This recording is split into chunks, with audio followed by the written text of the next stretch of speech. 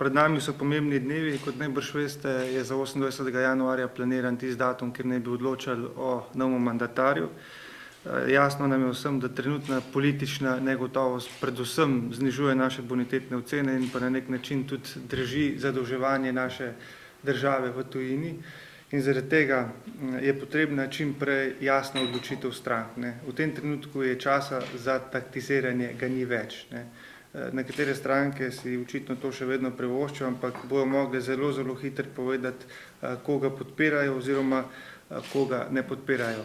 Po neuspelem poskusu Zorana Jankovića mislim, da je zdaj prišel čas, da po volilnem rezultatu dobijo poskus druga stranka, torej da dobi mandat za sestavo vlade SDS, da poskušajo še oni sestaviti to vlado.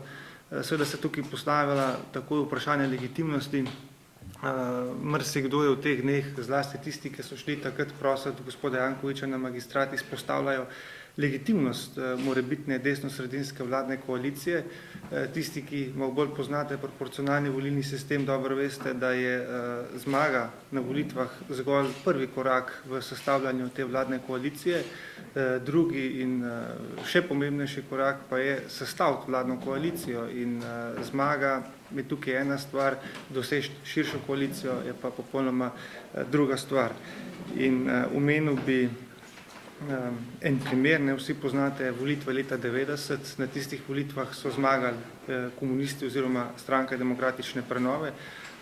SKD, Slovenski krščanski demokrati, so bili takrat šele tretja stranka, ampak je že takrat predsednik Milan Kučan mandat za sestavo vlade podelil Lojzetu Peterletu z SKD-ja, ker je ugotovil, da koalicija Demos, v kateri je sicer SKD dobila največ, da ima ona večina v parlamentu in da to pomeni, da bo lahko sestavili vlado.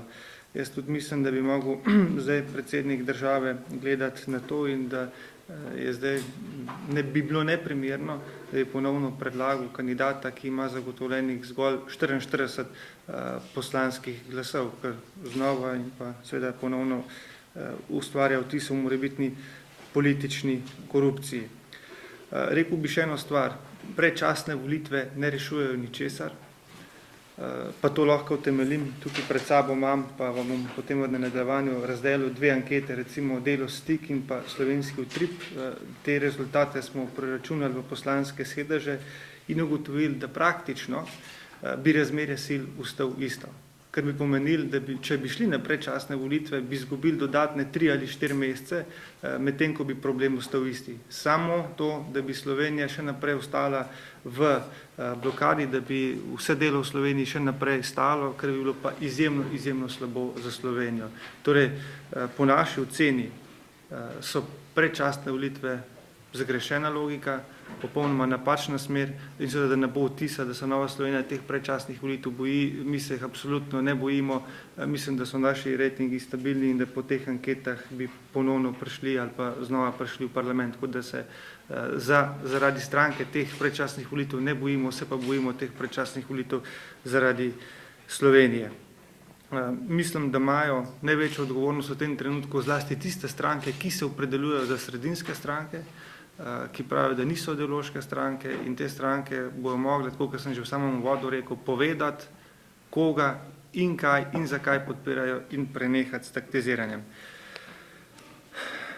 Najbrž bomo v nadaljevanju te stvari še kaj podebatirali, pa če se samo premaknem naprej na te, jaz jih bom poimenoval interventne zakone, ki jih je vlada poslala v proceduro, teh 6 zakonov, jaz jih nam ponavljal, ki jih praktično vsi poznate.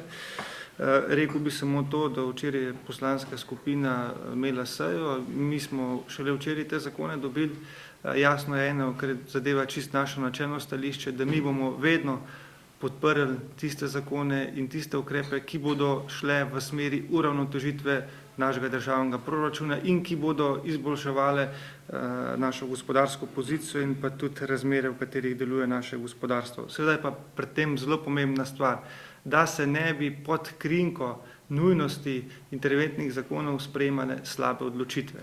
To pa je zelo pomembno in na to mi tudi upozarjamo. In bi izpostavil na primer konkreten primer tega zakona o finančnem poslovanju, postopkih zaradi insolventnosti in prisilnem prenehanju. Lahko povem, da smo se včeraj dobili iz predstavniki oziroma vodstvom obrtno-podjetniške zbornice in da so tudi oni upozorili na ta problem, in sicer glede prisilnih poravnav. Zdaj veljavna ureditev, ki velja in za katero so se zavzeli tudi mali obrtniki, govori o tem, da je potrebno nekako po domače povedano dolg poravnati v višini 50% v 4 letih.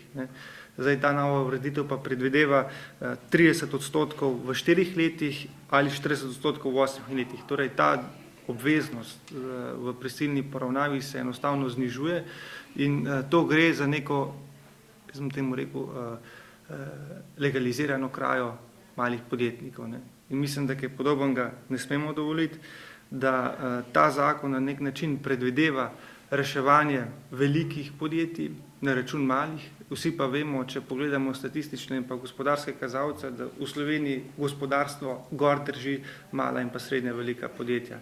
Torej, še enkrat ponavljam, pod krinko nujnosti ne smemo sprejemati slabih odločitev. Mi bomo seveda v tem tednu vse te predloge zakonov posredovali tudi našemu gospodarskemu klubu, ki bo, mislim, da v roku enega tedna tudi vse zadeve podrobno proučil in skupaj s temi strokovnimi službami naše poslanske skupine, mislim, da bomo imeli popolnoma izdelana stališča. Sem pa že zdaj upozoril na ta problematičen zakon.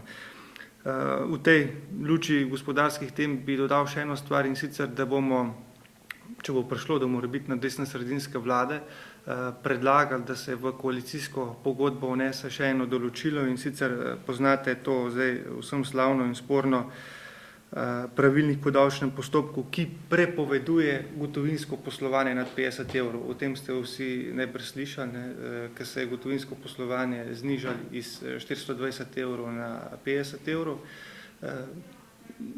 Življenje in pa praksa je pokazala, da tukaj obstajajo številne težave, da je ta zadeva neživljenjska. Tudi če pogledamo po drugih državah okrog nas, zadeve niso tako rigorozne.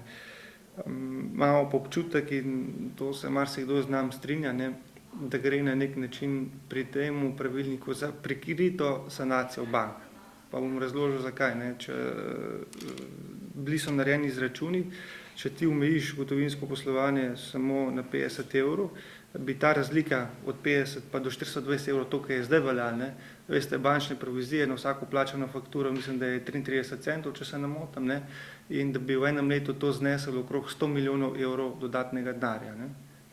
V bankah seveda, z bančnimi provizijami. Tako da na te stvari želimo tudi upozoriti. In še zadnja takšna stvar, na katero pa so nas upozorili predvsem naši župani, pa je zadnje uredbe v zvezi z ravnanjem odpadkov. Ena je uredba o odlaganju odpadkov na odlagališčih, ki je začela veljati poleti lansko leto, in pa še zadnja, ki je začela konec decembra veljati, uredba o odpadkih. Te dve uredbe obedve zaostrujeta pogoje za odlaganje in pa obratovanje odlagališč. Zdaj, spet, kje se konkretni primeri pojavljajo ali pa težave, ki se pojavljajo, vam lahko povem konkreten primer našega župana, gospoda Soka iz Ormoža. Tam je občina Ormož vložila precejšnje denarje v ureditev odlagališča. To odlagališče še ni zapolnjeno, še lahko sprejema odpadke, in zdaj so jim iz to uredbo zaprli odlagališče, ker jim niso dali obratnega oziroma okoljevarstvenega dovoljenja, in zdaj oni so mogli odlagališče, ki bi še lahko sprejemalo odpadke, zapreti. S tem pomeni to, da morajo poiskati novo odlagališče, ki pa bo za njih draže. In s tem ima recimo ena primerjena občina Ormož dvojni strošek. Prvič je ti strošek šel v nič, ki so ga vlagali v urejanje njihovega odlagališča, hkrati ga morajo zdaj zapreti in pa še poiskati drugo nadomestno odlagališče, kjer bo seveda odpadke odlagali po dražji ceni. In naša poslanska skupina bo predlagala takoj, ko bodo konstituirani odbori državnega zbora, da odbor za okolje in prostor to problematiko obravnava in da poskušamo doseči nek odlok oziroma premik te odločitve, da bi bilo vendarle bi dovolili še za nekaj let podaljšano obratovanje teh odlagališč, s tem tudi znižali stroške poslovanja in pa delovanja občin.